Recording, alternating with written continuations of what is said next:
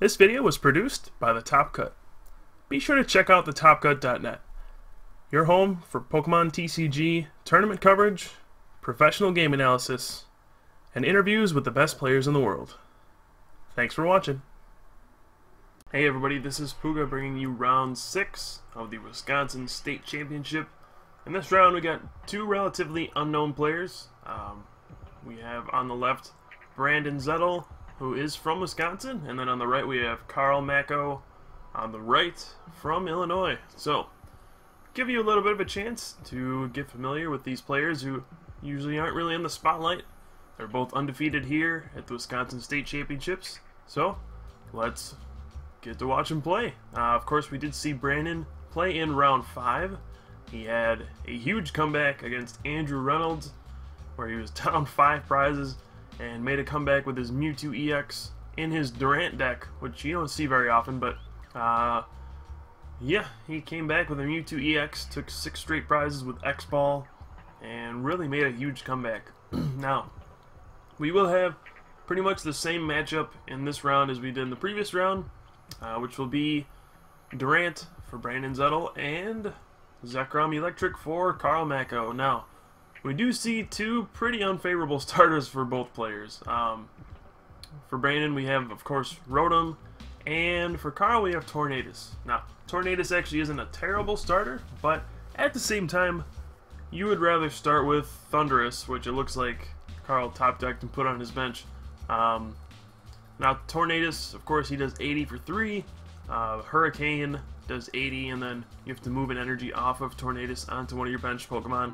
And that's actually why Tornadus isn't the best against Durant.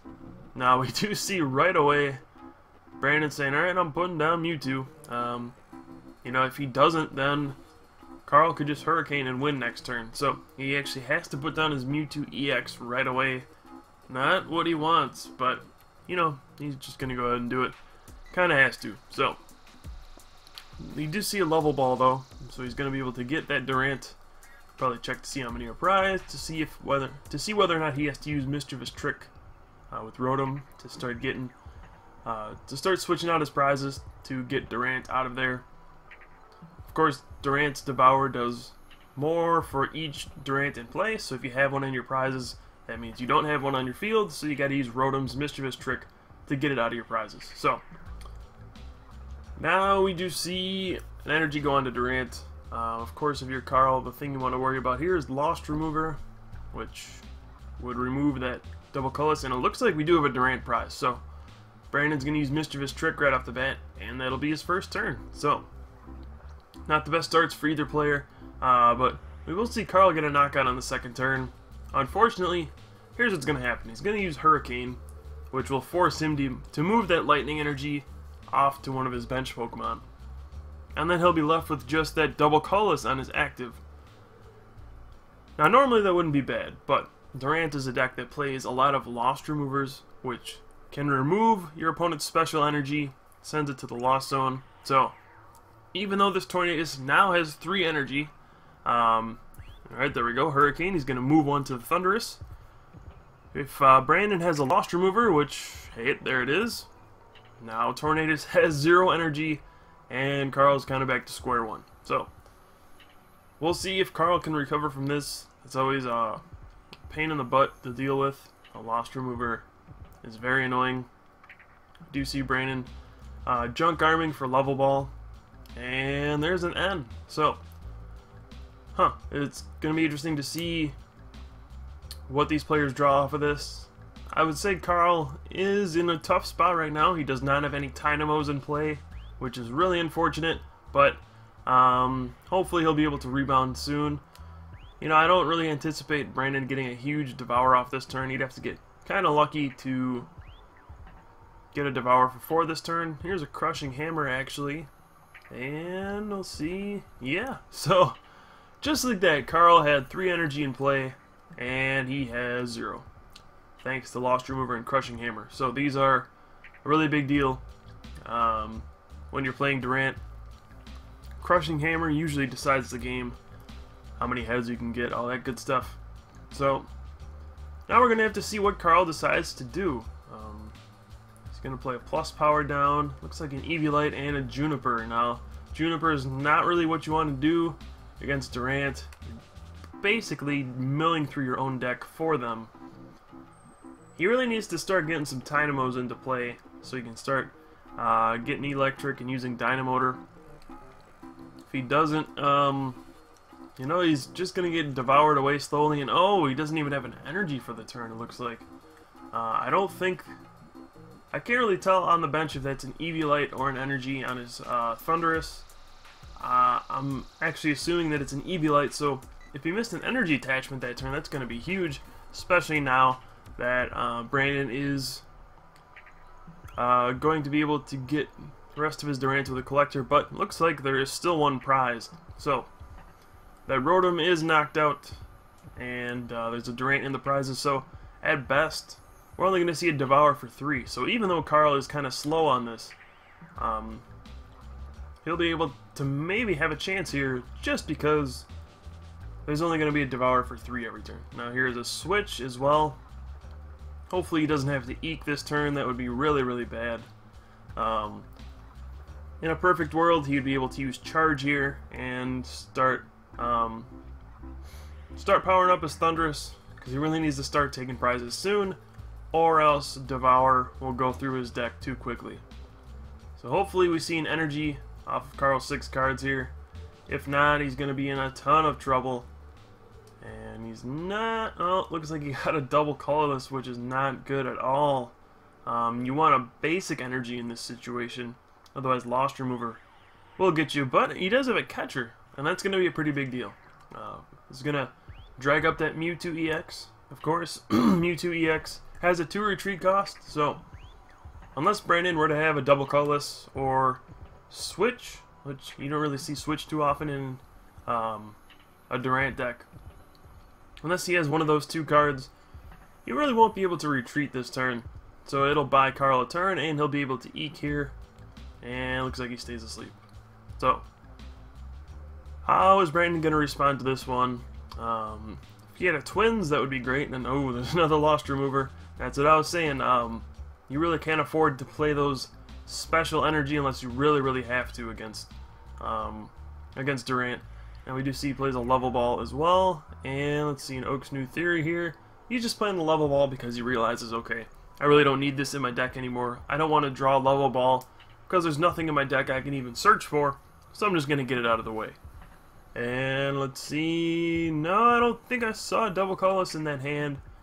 That Mewtwo is going to be stuck in the active position for a while. I think he got a revive though, so he will be able to get that Rotom into play. Looks like the card on the left is a revive. Yes, yes it is. So, oh, he actually does have a double colorless in his hand. Not sure why he didn't just play that in retreat. That's interesting. Huh. He could have used Devour this turn. Not sure why he didn't do that. And he actually decides to pass in favor of retreating and using Devour. So I'm kind of confused on that one, to be completely honest. Certainly want to Devour if you can. And Carl... You can see Carl's hesitating, you know, he wants to get the Eelektrik into play to start getting some energy acceleration. But at the same time, Eelektrik has a 2 retreat cost, and he doesn't want that to be exploited. So, kind of a tricky spot. Oh, yeah, he's gonna use Dynamotor, but he needs the Eelektrik into play first, and there we go. So, Cleffa wakes up, okay. So it looks like Brandon actually doesn't have much of it in his hand. So, oh, Sky Arrow Bridge is his first card. That's interesting. And he's gonna Pokegear. He really needed a supporter there, and he got a Twins. So, if he would have missed that Pokegear, that would have been a huge deal. He would have been pretty much on a dead hand. He had no real way to draw out of that. Maybe he had a Junk Arm. I can't tell what's in his hand, but this Twins will be a huge help. It'll probably grab him a catcher for Eelektrik, and then he'll start using Devour this turn, and that's going to be some big trouble. Now, I'm not sure why he didn't use Mischievous Trick first, unless he drew Durant on his top card there, because there still is a Durant in his prizes, And if there is one prize, then you, of course, want to see that it's in the deck. And I'm not too sure why he didn't use Mischievous Trick. Maybe he just forgot. And wow, 2 Crushing Hammerheads. That makes 3 for the game. Carl just can't keep any energy in play. And that's really how you're going to have troubles against Durant. You know, you just don't keep the energy in play. And it's all downhill from there. So, you do see the double colors on the Mewtwo. He'll be able to either retreat or X-Ball, just depending on which one he wants to do. Looks like he's actually going to just go ahead and X-Ball that Eelektrik and take it from there. So, what is Carl going to do from here? The interesting thing about putting Mewtwo up like this is that, sure, Mewtwo gets knocked out by another Mewtwo, but Mewtwo actually isn't very good against Durant. Now let's say Carl did get his own Mewtwo, he X-Balls the active and takes care of that active Mewtwo EX. Well, then he's stuck with a Mewtwo EX on his field, which he really doesn't want. Because it doesn't knock out Durant in one hit unless you have a ton of energy on it. I think you need about 5 energy on a Mewtwo EX to X-Ball for a knockout, if they have an Eviolite. So, it's really just gonna be tough for Carl to deal with this Mewtwo. You can see why this is so effective. And oh wow, looks like Brandon's actually playing his hand down to 0 cards just to bring up that Thundurus and use X-Ball. I don't agree with this at all. He's really putting himself in top deck mode. Really, really puzzling play from Brandon. You know, he had exactly what he wanted. He had the Eelektrik in the active spot. He could have just used Devour. And it looks like he's not too interested in using Devour. He's more interested in using Mewtwo. Apparently that's worked for him so far. So, some interesting play from both sides. Especially Brandon, who is now at a 0 card hand. He's going to have to top deck to stay in this game. You know, if this turn Carl were to drop a Mewtwo and then a double colorless, there's the Mewtwo. Oh, just a lightning though. But either way, I mean, if he can knock out this Mewtwo, I don't really know what to say. That's really all Brandon's got going for him. And looks like he's gonna grab a plus power. Not sure why he did that. I think Carl forgot that there's an Eviolite on that Mewtwo. Looks like a little bit of a misplay from Carl. Yep, he forgot there was an Eviolite. So if this were a Mewtwo without an Eviolite, then X-Ball would have done 180 there, but since there was an Eviolite, should actually do 160, 10 short of a knockout. Looks like they screwed up the damage a little bit, but hopefully that won't matter too much. And wow, Brandon top decks a Twins. The absolute perfect card you could top deck pretty much. Only thing that would have been better was Juniper. So even though he took a big risk and put his hand down to 0, his risk kind of paid off, I guess. And there we go. He hasn't actually been using Mischievous Trick either. So he just got the Durant out of his prizes. So really everything kind of falling into place for Brandon. And nothing really going right for Carl here. And now Brandon's just going to get a fresh hand from Twins. And Carl's kind of on the back foot. I don't really know what to say at this point. Carl does get a double colorless, and I'm not sure why he's deciding to go with Tornadus here, since we've already seen the dangers of what double colorless can do. I mean, look at his lost zone right there. There's 2 there already. Just takes another lost remover, and that's just gone. So I would have preferred him to attack with Thundurus there. If he had a lightning, definitely I would attack with Thundurus. And you need to really save those double colors to retreat your Eelektriks when they get captured. Really a tough situation for Carl. You have to deal with the Mewtwo, otherwise it knocks you out. But once you do deal with the Mewtwo, it kind of puts you in a weird spot. It makes it tough to really deal with the Durants that come after the Mewtwo. So really an interesting deck build by Brandon. It's kind of tough to deal with. We've seen it fluster a few opponents now. Of course, Andrew in the last round fell victim to the Mewtwo. And now there's a catcher. Here comes Eelektrik, and yeah. So Carl really needed to save those double colors for the Eelektrik if possible. You know, sometimes you can't control what you have to play because your hand isn't what you want it to be. And Carl's also had to use a lot of Sage's training, and oh, there goes his last double colorless. So this is not looking pretty for Carl. That Eelektrik is stuck up there. If he had a switch, that would be great. But even if he does have a switch, that Durant has an Eebulite on it, and he'll need a plus power as well to knock out that Durant. So really not a very good spot for Carl. He's going to put down Zekrom and just Dynamotor to it apparently and attach. Zekrom, of course, is the preferred attacker against Durant just because Bolt Strike will always knock out a Durant. And there's another Twins. And after you Bolt Strike a couple times, then Outrage will actually knock out Durant. So Zekrom is the absolute preferred attacker against Durant, but usually you want him a little earlier than this. It looks like Carl's deck is getting really thin, so even if he takes a prize every turn at this point, I don't see him actually winning the game unless he has a card like Super Rod, which can shuffle cards back in. That would really be the only way I could see him winning right now. And here's a Crushing Hammer. We've already seen Brandon get quite a few of these. It looks like he got a Tails there, and Carl just making sure. That would have been probably the nail in the coffin there for Carl. And here we go, there's a Devour for 4. And looks like he got a Junk Arm. That's always going to be a big deal. So this turn we're going to need to see Carl have a switch in his hand in order to really do anything. He's going to need a switch and an energy, I think, to really do something this turn. Because he needs to prevent the next catcher from absolutely devastating him. So there is a Dynamotor onto Zekrom. And there's a Junk Arm. It's probably his last Junk Arm even. Hopefully he has Super Rod somewhere. I'm not sure if he does. If not, you know, he's just going to get devoured. His deck is getting very thin. It looks like probably 2 more Devours and the game's going to be over.